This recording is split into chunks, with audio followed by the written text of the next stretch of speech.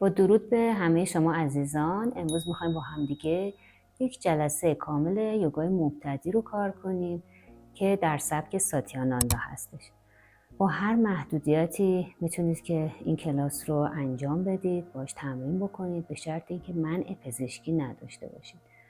ابتدا میخوایم با همدیگه یه ریلکسیشن در وضعیت شاواسانا داشته باشیم. بنابراین به روش صحیح به پشت دراز بکشید. روش صحیح چجوریه؟ به این شکل ساعد ها رو میذارید رو زمین، مهره به مهره تخته پشت رو رها میکنید. دوست داشتید میتونید مثل من یه بالش زیر سرتون بذارید. دوستانی که کمر حساس دارید میتونید یه بالش هم زیر رانتون همین ابتدای کلاس قرار بدید. تمام وزن بدن رو به زمین بسپارید. بدنتون رو کاملا ولو کنید، پخش کنید. پاها رو کمی از هم فاصله بدید، پنجه پاها کاملا رها به طرفین. دست ها کنار بدن با کمی فاصله، کف دست ها رو به سقف، چشم و دهان آرام بسته. توجه رو ببرید به تماس پشت تنتون با زمین. ببینید که چه بخشایی از پشت تنتون در تماس مستقیم با زمین قرار گرفتن. اون قسمت ها رو شناسایی کنید. مثلا پشت پاشنه پاها، پشت ساق پاها، پشت رانها، لنبرها، بخشی از گودی کمر و فیله های کمری، کتفها، بازوها، بخشی از ساعدها و پشت دستها، شاید بخشی از گودی پشت گردنتون و نقطه اتصال پس سر با زمین. حالا تمام این بخش ها رو با هم حس کنید و رها کنید. آگاهی رو بیارید به پلک ها. خط بین پلک ها رو بررسی کنید. ببینید آیا دارید پلک ها رو روی همدیگه فشرده میکنید یا اینکه خیلی راحت روی هم قرار گرفتن. خط بین لب ها رو بررسی کنید. آیا لب ها رو دارید به هم فشرده میکنید یا اینکه خیلی آرام روی هم قرار گرفتن. آگاهی رو ببرید به فضای شکم و نافتون. ببینید چطور با هر دم و بازدم فضای شکم و ناف شما کمی حرکت میکنه.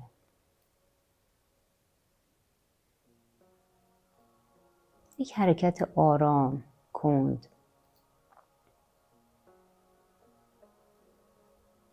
حالا شروع کنید به تنفس آرام شکمی.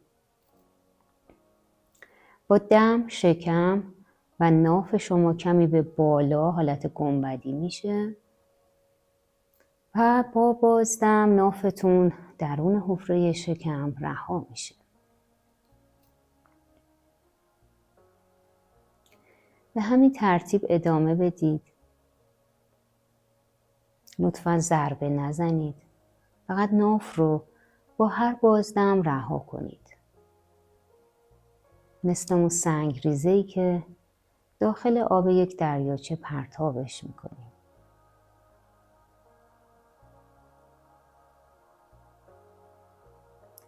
با هر بازدم انگار بدنتون رهاتر میشه، پخش میشه، گسترده میشه.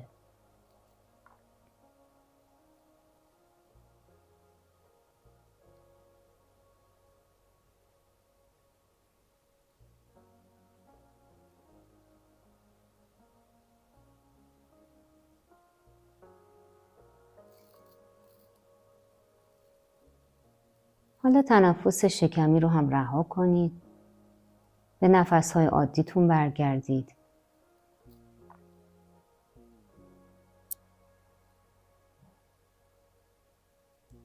و حالا با هم ذهناً نیت میکنید برای انجام یوگا.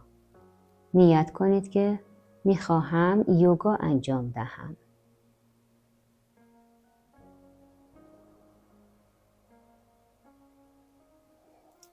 خب حالا حرکت مختصری به نوک انگشتای دست و پاتون بدید. خیلی نرم، آرام. پس سر رو به طرفین بغلتونید، خیلی آهسته. این بار که صورتتون اومد وسط، آروم چشم‌ها رو باز کنید، به سقف اتاقتون خیره بشید، ببینید که کجا هستید. موقعیت خودتون رو پیدا کنید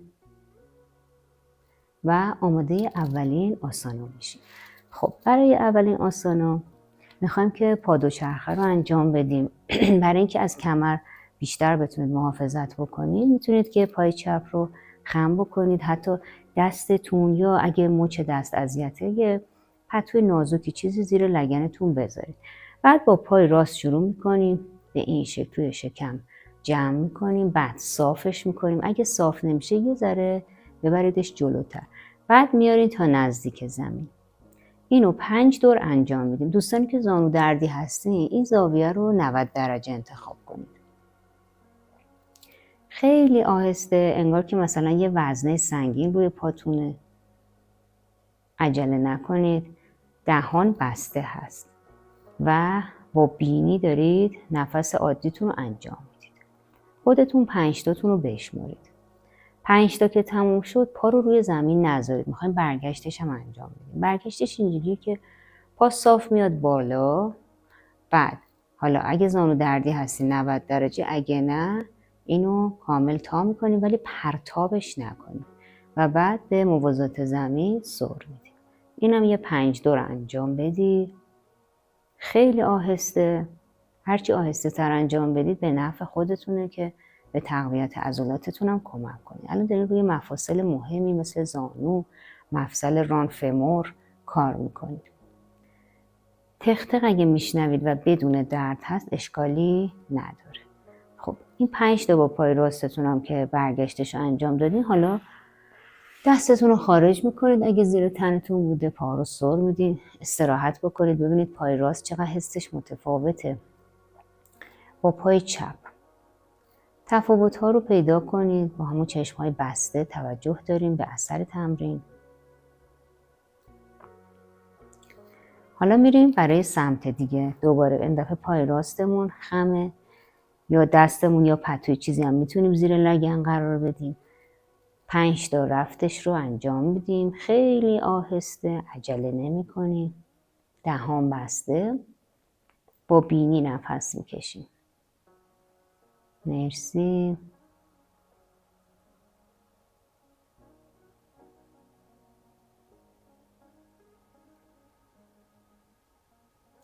پنج تا رفتتون رو که انجام دادی، حالا برگشتش. عجله نکنید. ببینید دوستان زانو دردی حتما اون زاویه 90 درجه رو رعایت کنید که اذیت نشید.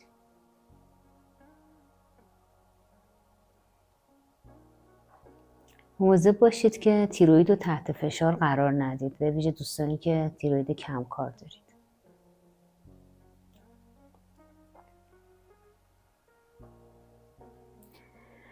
خب این سمت هم که تموم شد، میریم برای استراحت. قشنگ پا رو سر میدیم.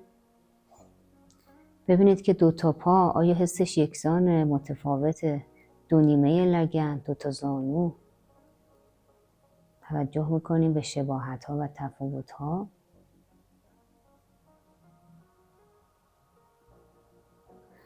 خب میخوایم چرخش مفصل ران فمور رو انجام بدیم. منتها چون اینجا سطح کلاس مبتدیه، یه مدل ساده ترش رو بهتون آموزش میدم. ببینید دوباره یا دستاتون رو میبرید زیر لگن، یا مثلا یه پتوی چیزی که از کمر محافظت کنید. پای چپتون کاملا رهاست. میبینید کاملا پنجش رها هست. بعد پای راست رو از زانو خم میکنید به این شکل. حتی مثلا زانو دردی ها 90 درجه انتخاب کنید و به این شکل دارین دایره میزنید. یعنی انگار مثلا این یه دسته یه آسیابیه، گندما رو ریختین تو اتصال فمور تو توهیگاه و دارید حالا اینا رو آسیاب میکنید، آرد میکنید. 5 تا از داخل انجام میدین. این روشی که بهتون دارم آموزش میدم روش ساده ترشه که دوستان کمردردی هم میتونن تمرین رو انجام بدن. حالا جهت عکسش رو انجام میدین. قشنگ حرکت بدید. خوب سمزدایی میکنه. اون سمومی که در ناحیه اتصال فمور به تویگاه ممکنه تجمع پیدا کرده باشن. بسیار عالی. خب 2 جهت که تموم شد دوباره پا رو سر میدین، استراحت میکنین. ببینید الان محدوده نیمه راست لگن چقدر حسش متفاوته با سمت چپ. میخوایم بریم سراغ سمت چپمون، تمرین رو تکرار بکنیم. پس دوباره دستمون یا یه پتوی چیزی رو میذاریم. این دفعه پای راست رو کاملا پنجه‌ش رو رها کنید، پای چپ رو خم میکنید و خیلی آهسته 5 تا از داخل، دم و بازدم از بینی، دهان بسته هست، تختقه بدون درد اشکالی نداره، جهت عکسش.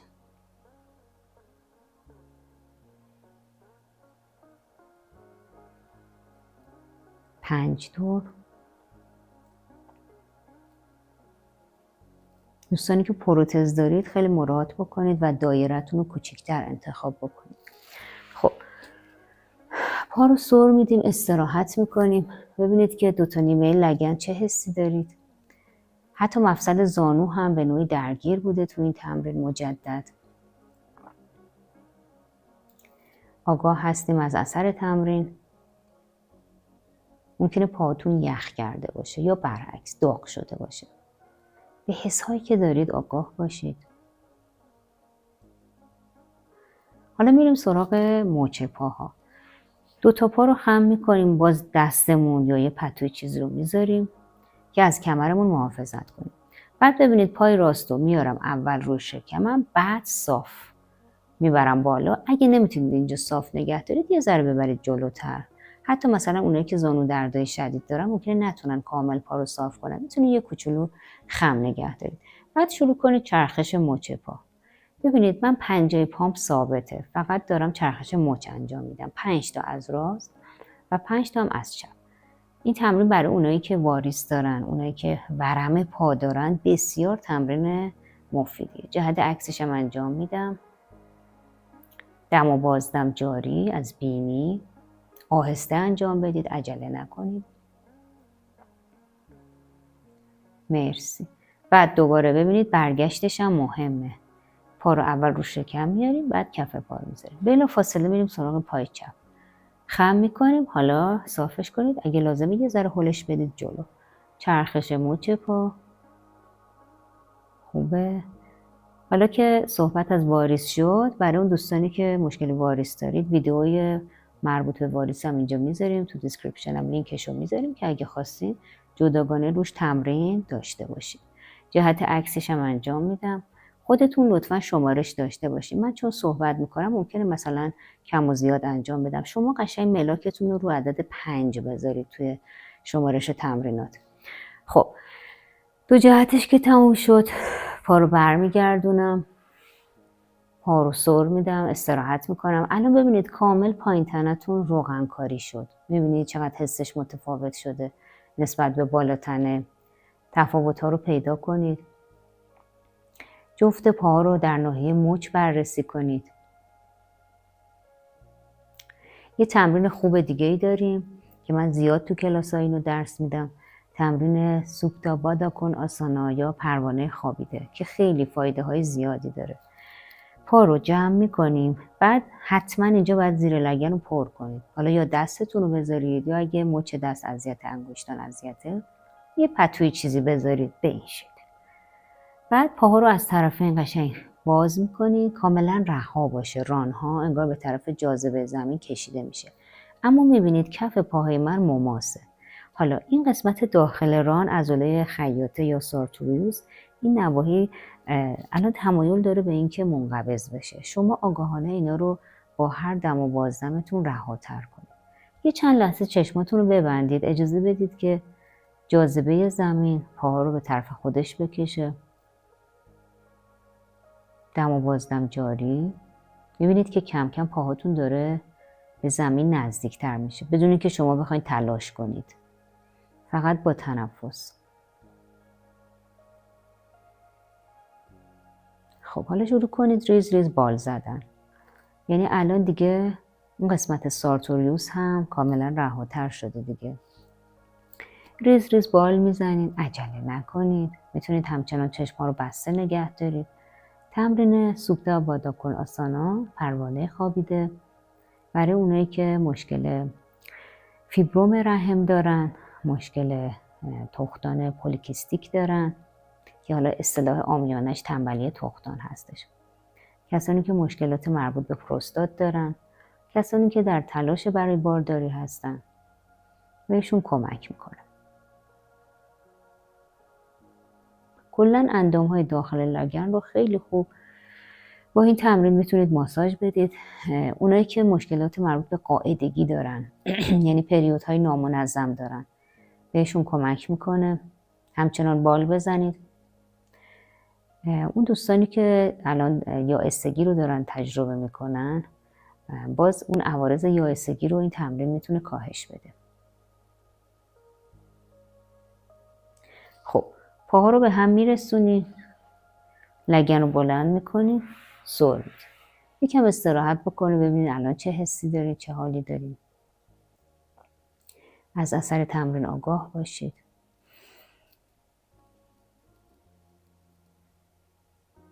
میخوایم با گهواره زدن از وضعیت خوابیده کم کم به وضعیت نشسته در بیاییم.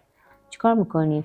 پاهامون رو جمع میکنیم. اگه مشکل زانو داریم، به این شکل دستمون رو زیر ساق قرار میدیم که این زاویه باز باشه. اگه مشکل زانو ندارید، کامل میتونید دستتون رو روی ساق قشنگ جمع کنید. ببینید به این شکل پا رو شکم میکشید. بعد شروع کنید بدون اینکه ضربه بزنید، خیلی نرم به راست و چپ غلط بزنید. خیلی آرام، آهسته.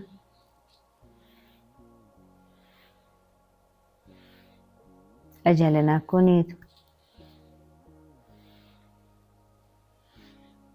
میتونید حتی تا انتهای طرفین هم برید، یعنی کامل حتی یه طرف صورتتون بیاد روی زمین. خب این بار که به راست اومدید، با فشار کف دست چپتون بلند شید و بنشید. وقتی که نشستید، یک پالمینگ درست حسابی انجام بدید. خوب دستا رو قشنگ ماساژ بدید، کف دستا رو گرم کنید. داغ که شد بذارید روی چشماتون، یکم نگه دارید. چشم‌ها رو باز میکنیم و دستا رو کنار بذاریم. خب میخوایم بریم سراغ تمرینات نشسته. اگه نیاز دارید که مثلا تکیه بدید، حتما این کار رو بکنید.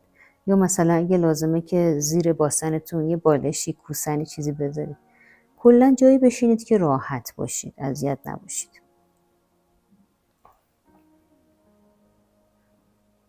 خب میخوام یکم روی کشش پهلوهامون کار کنیم. همونجور که نشستی، حالا هر نشستی که دارید، یعنی فرقی نمیکنه که چارزانو باشید، هر مدلی که راحتید.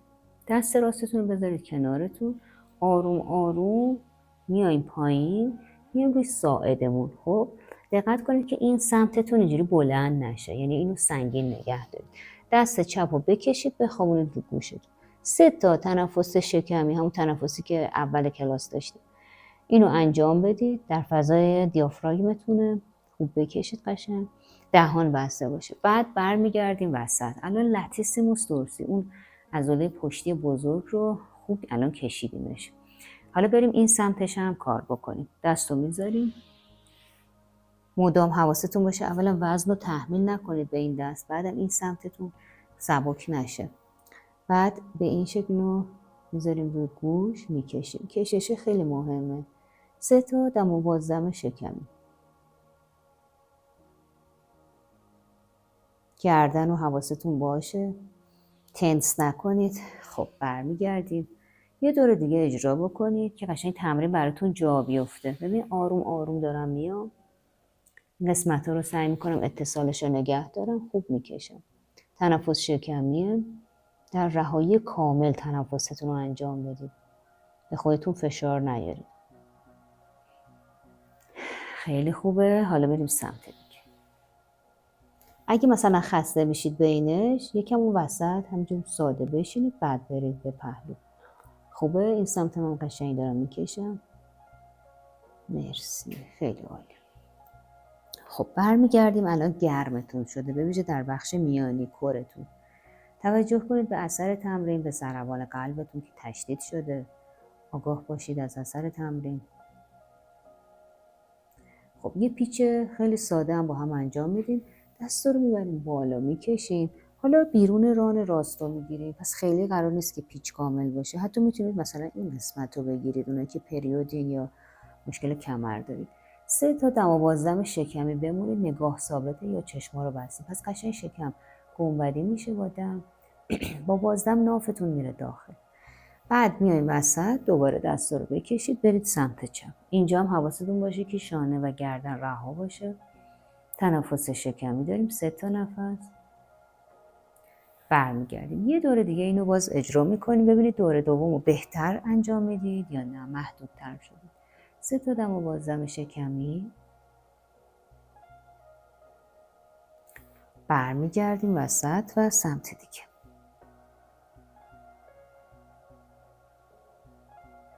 مرسی، کافی. استراحت میکنیم. مجددا به گرمایی که ایجاد شده و انگار میخواد غل بزنه راه خودشو پیدا کنه توجه میکنیم. به ضربان قلب آگاه باشید. پیچ ها خیلی نشاط آورن. اگه مثلا این روزا احساس میکنید مودتون خیلی افت کرده، احساس افسردگی دارید، این تمریناتی مثل پیچ بهتون کمک میکنه، ولی ابتدا به ساکن نباید انجام بشه. دیدید ما چقدر تمرین انجام دادیم تا برسیم به پیچ.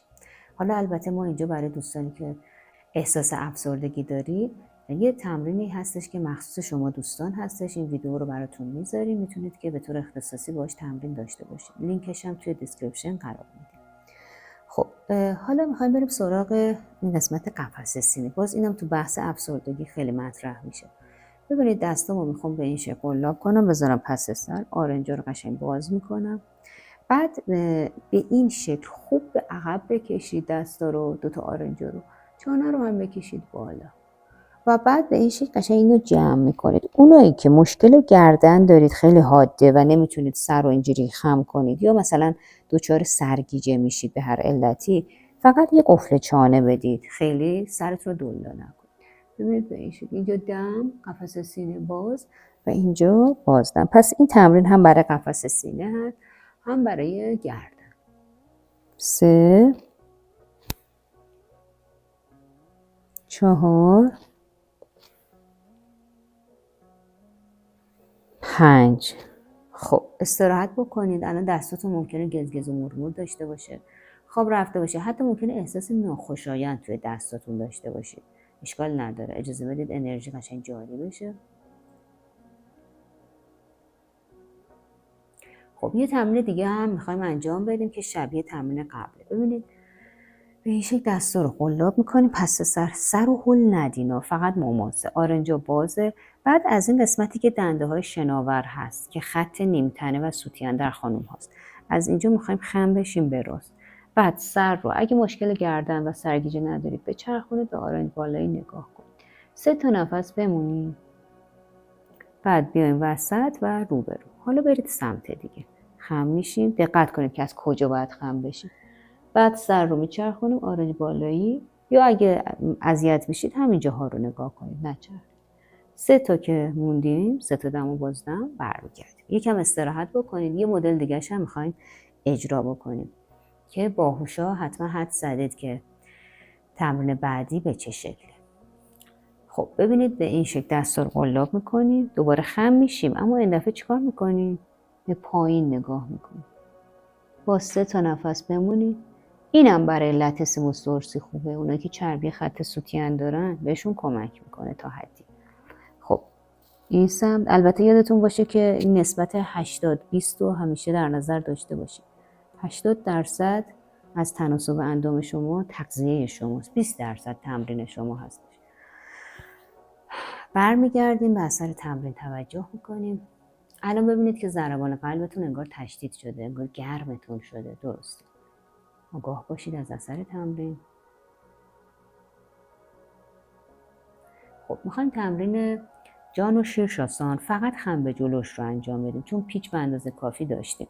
اینم انجام میدیم که هم عضلات پشت پا رو خوب بکشیم و هم اینکه بعد از اون خم به عقب هایی که داشتیم حالا یه مقدار یه خم به جلو هم داشته باشیم. کانترپوز خوبی میشه براش که هم سیستم سمپاتیک و هم سیستم پاراسمپاتیک رو همزمان فعال بکنیم که به تعادل برسیم. پاها رو دراز میکنیم، پای راست رو جمع میکنیم و از راست رها میکنیم. خب قشنگ کف پا میبینید اکتیو، پنجه اکتیو، پشت من صافه. میتونم لبه این حالا بالش یا کوسنم بشینم، اونجوری راحت تر اجرا میشه. دستا رو میبرید بالا، بعد از بیخ کشاله خم میشین جلو. و دوستانی که دیسک بیرون زده دارید حواستون باشه که خیلی نباید خم به جلو رو کامل اجرا کنید. منم خیلی پایین نیومدم که ببینید که تا همین حدودم خوبه، حتی روی ران میشه دستت بیاد. دقت کنید که زانو نباید بلند بشه. پس پشت من صاف میمونه، اینجوری غلطه، این خیلی اشتباهه، این درست. کاملا کشیده. 5 تا نفس بمونید. تمرین جان و شیر شاسان. بعد برمیگردیم. پس پیچش رو انجام نمیدیم، فقط خم به جلوش. بعد پا رو به همون ترتیبی که بردیم برمیگردیم. حالا سمت دیگه خم میکنیم، از چپ رها میکنیم، دستا رو میکشیم، از بیخ کشاله میایم جلو. باز ببینید که دستتون کجا میرسه که راحت باشید. ممکنه فقط همین جاها باشید، اونایی که بدنهای خشکی دارید اشکالی هم نداره. خب 5 تا نفس میمونیم. شانه گردن کاملا سر جای خودش باشه، انقباض اضافه نداشته باشه. بعد آهسته آهسته برمیگردیم، پا رو عمود میکنیم و سر میدیم.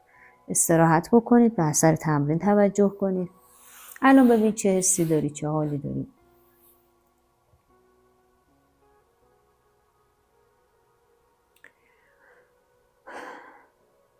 خب یه پالمینگ انجام بدید، قشنگ دستاتون رو گرم کنید.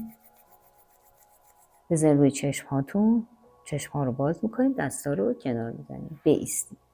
میریم برای آسانه های ایستاده. خب میخوایم توی ایستاده ها اول روی دستامون کار بکنیم. برای دست ها، حالا مثلا اونایی هم که ایستادن براتون به هر علتی سخته، میتونید همون نشسته تمرینات دست رو انجام بدید، به خودتون فشار نیارید. دستا رو میخوام بیارید رو به رو. دست راست رو به این شکل میبینید از مچ شکستم. دست چپ منم به این شکل افقی میاد. حالا با دست راستم دارم فشار میدم دست چپ رو. دقت کنید شکم ول نشه، شکم رو یه ذره نگه داری. قشنگ داری هول میدی با دست راست. حالا با دست چپت یه ذره نیرو وارد کن. اونایی که تنگی تونل کارپال دارید به درد ورود نکنید. کافیه. حالا دست رو بندازید، بذارید یه ذره تاب بخوره و میریم برای سمت دیگه. ببینید به این شکل. اول با دست چپ هم نیرو وارد میکنم، آرنجم صافه، شانه رها هستش، نفس جاریه. بعد با دست راست. مرسی، خیلی عالی. و دوباره دست رو میندازید. به اثر تمرین توجه کنید. خب دستا رو به طرفین باز میکنیم و به این شکل انگار 2 تا دیوار طرفینمونه. خب انگار داریم این دیوارهای طرفین رو نگه میداریم که به طرف ما نیان. شکم رو نگه داریم، شانه رها باشه، یه چند لحظه بمونید. ظاهر این تمرین خیلی ساده است، اما موندن تو این تمرین خیلی سخته. کم کم میبینید که عضلات بایسپس و ترایسپس، جلو بازو و پشت بازو شروع میکنه به لرزش. اگه ضعف عضلات داشته باشین خیلی سریعتر این اتفاق میفته. ممکنه دستتون خواب بره، خسته بشید، احساس ناخوشایند حتی تجربه کنید. اما سعی کنید که دست رو نگه دارید. نفس جاریه. نفس‌های عمیق به شما کمک میکنه که نگه دارید اون وضعیت رو. خب حالا دست رو بندازید. قشنگ دست آویزون باشه. خودتون رو زیر دوش آب گرم تجسم بکنید. انگار که یه نفر داره پیاله پیاله آب گرم رو میریزه روی سر و صورت و گردنتون، شانه هاتون. اون خستگی ها رو میشوره با خودش از سرانگشتانتون خارج میکنه. خب حالا میخوایم با همین وضعیت شروع کنیم دایره زدن. انگار مثلا اینا 2 تا فرچه هستش، زدیم تو سطل رنگ. میخوایم همون 2 تا دیوار طرفینمون رو باهاش رنگ بزنیم به این شکل. دایره کوچیک از جلو به عقب، 3 تا دایره خیلی کوچیک. بعد برید دایره متوسط. خوبه، نفس جاریه. و 3 تا دایره بزرگ. حالا بر اساس اون محدودیت‌های شانه هر چقدر که میتونید. خب حالا دست رو بندازید، بذارید تاب بخوره، یعنی نگهش ندارید، بذارید قشنگ رها باشه. میخوایم برعکس این تمرین رو هم انجام بدیم. دوباره دست رو به طرفین از مچ میشکنید. از همون دایره کوچیک شروع کنید، ولی این دفعه جهتش عکسه. ببینید 3 تا دایره کوچیک، 3 تا دایره متوسط و 3 تا دایره بزرگ. مرسی. حالا دوباره دستتو بنداز، ببین که چه حالی داری. تو دستات اتصال بازو به شانه، چه حسی داری؟ خب یه تمرین نیمچه تخلیه هم با هم داریم. معمولا تخلیه رو تو مبتدی ما نمیگیم مگه در همین حد باشه. ببینید میخوام شانه رو با دم بیارید بالا، یه کوچولو نفس رو نگه دارید و بعد یه آه بلند از دهان خارج کنید. پس اینجا دم و بازدممون با روتین همیشگی فرق داره. دم از بینی، یه کوچولو نفس رو نگه میداری و بعد آه میکشید. دم، نفس رو خیلی نگه ندارید. 3 دم، قشنگ دهان رو باز کنید. 4 و 5. مرسی. ببینید بعد از این تمرین که داشتید چه احساساتی به سطح اومده. به اثر تمرین توجه کنید. اگه دوست دارید 1-2 قلوب آب بخورید. اگه گلوتون خشک شده آب دهنتون رو قشنگ قورت بدید.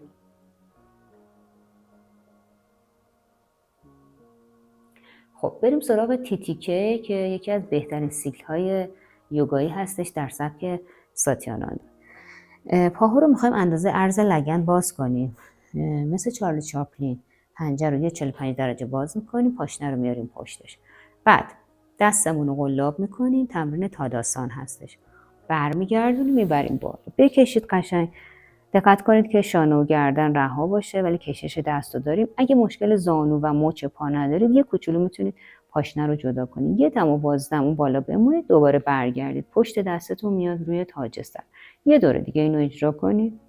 مرسی.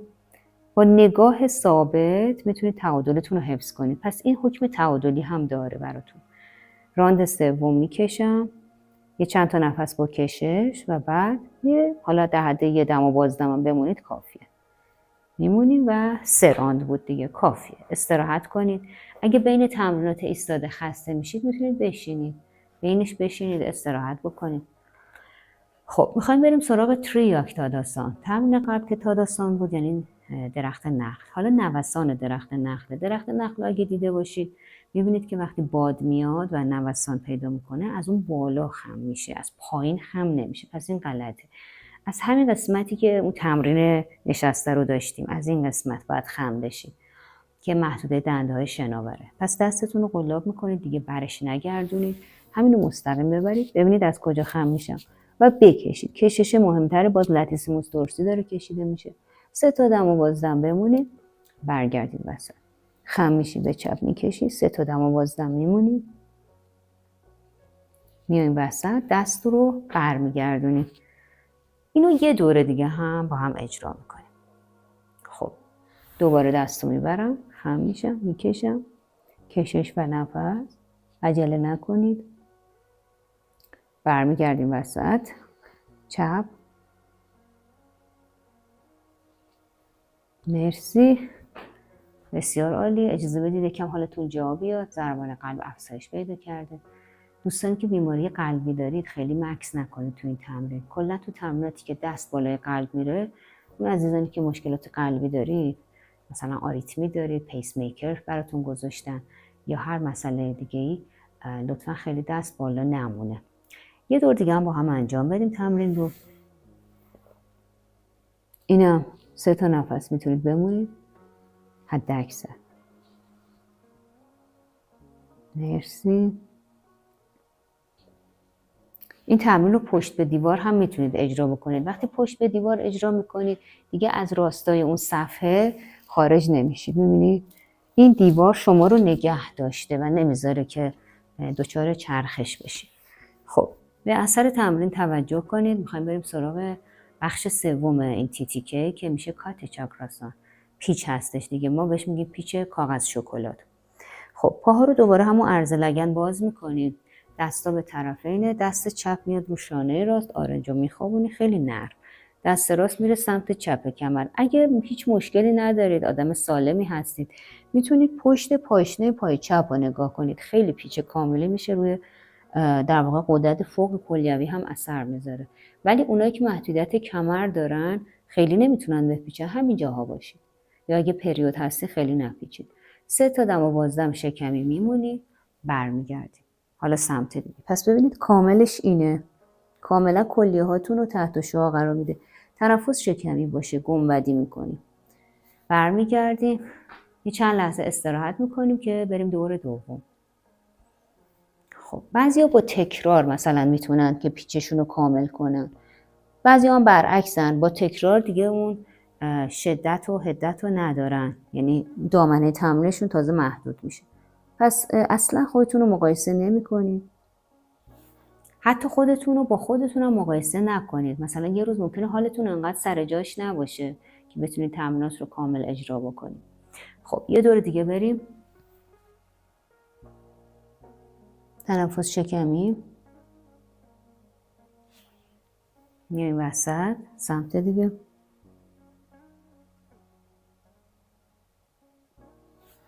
وسط و رها میکنید. باز به اثر تمرین توجه کنید.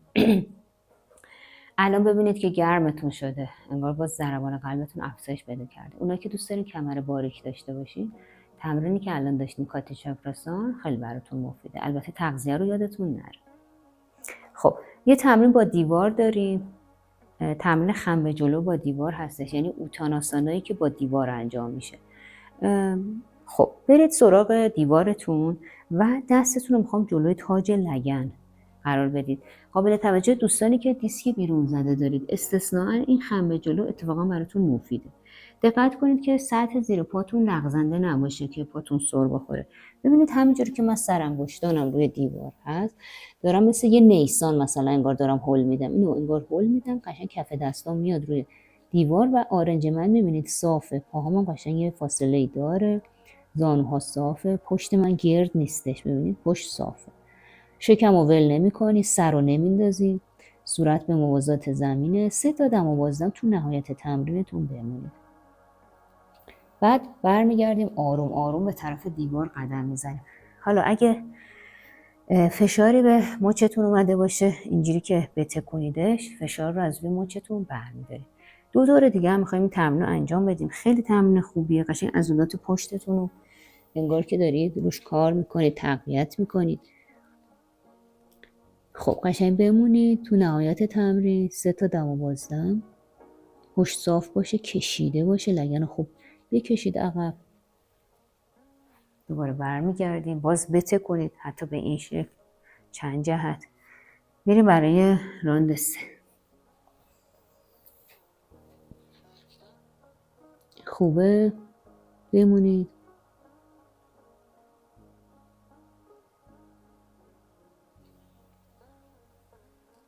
بسیار عالی.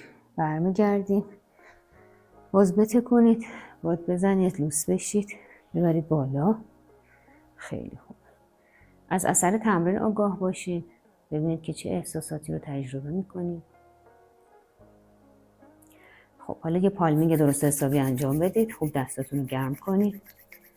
بذارید روی چشماتون، چشما رو باز میکنید، دستا رو کنار میزنیم. آماده شاواسانا و ریلکسیشن پایانی هستیم.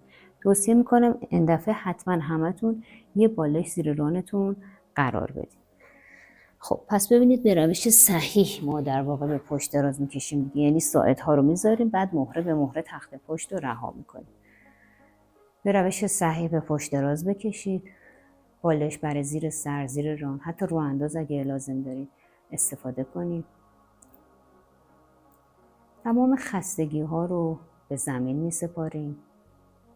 تمام وزن بدن. یه تایم طولانی تمرین داشتیم، تمرینات مختلف. پاها رو کمی از هم فاصله بدید. پنجه پاها رها به طرفین، دست ها کنار بدن با کمی فاصله، کف دست ها رو به سقف، چشم و دهان آرام بسته. ببینید الان که این تمرینات رو انجام دادید، الان پلکاتون چطور روی هم قرار گرفته. مثلا اگه اول کلاس هی به هم فشرده بود یا استیبل نبود، حالت ثابتی نداشت، الان چطوره؟ آیا آرامتر روی هم قرار گرفته پلکاتون؟ لبهاتون هم بررسی کنید. اون خط بین لبها رو اگه اول کلاس خیلی فشرده میکردید، الان چطوره؟ حالا توجه رو ببرید به 10 انگشت پاهاتون. با هم حسشون کنید و رهاشون کنید. آگاه باشید از کف پاها، روی پاها، مچ پاها، قوزک ها، پاشنه ها، ساق هر دو پا، زانوها، رانها، بیخ هر دو ران.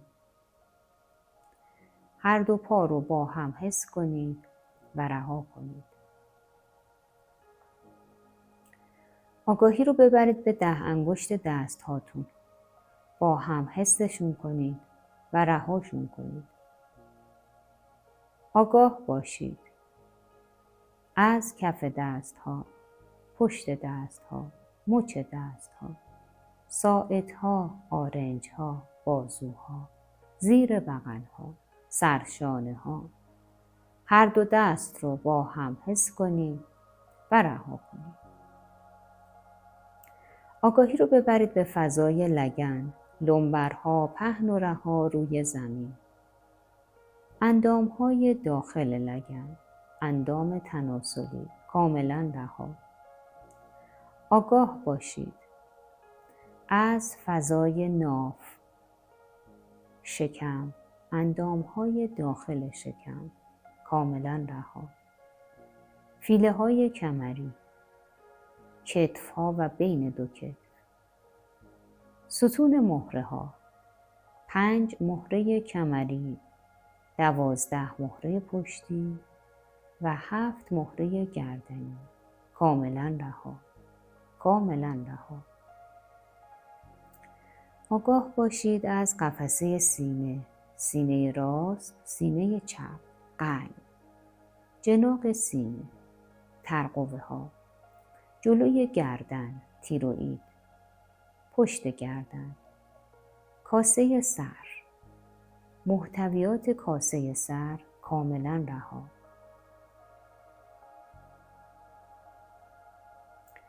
آگاه باشید از 10 انگشت دست هاتون، کف دست ها، پشت دست ها، مچ دست ها، ساعد ها، آرنج ها، بازوها، زیر بغل ها، سرشانه ها. هر دو دست رو با هم حس کنید و رها کنید. آگاه باشید از گردی صورت، قبقب، چانه، فک پایین، فک بالا، لب پایین، لب بالا، حفره راست بینی، حفره چپ بینی، تیغه میانی بینی، گونه ها و گوش ها، چشم ها، خط مژه ها، رها، ابروها و بین دو ابرو رها، شقیقه ها و پیشانی، پوست سر، تاج سر، پس سر. تمام روی بدن رو حس کنید و رها کنید. تمام پشت بدن رو حس کنید و رها کنید. تمام بدن رو یک پارچه رها کنید.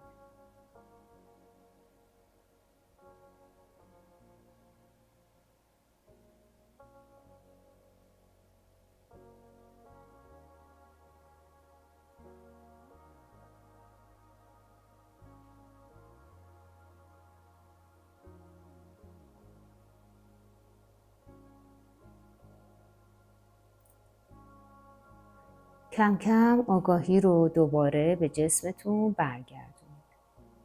از حس و حال تنتون آگاه باشید. بدن رو روی زمین حس کنید، پیدا کنید. به یاد بیارید که کجا دراز کشیدید، به چه نیتی. حالا حرکت مختصری به نوک انگشتای دست و پاتون بدید. پس سر رو به طرفین بغلتونید. خیلی نرم، خیلی آرام. پاها رو از زانو خم کنید و خیلی آروم به پهلوی راست بغلتید. در وضعیت جنین قرار بگیرید. صبر کنید.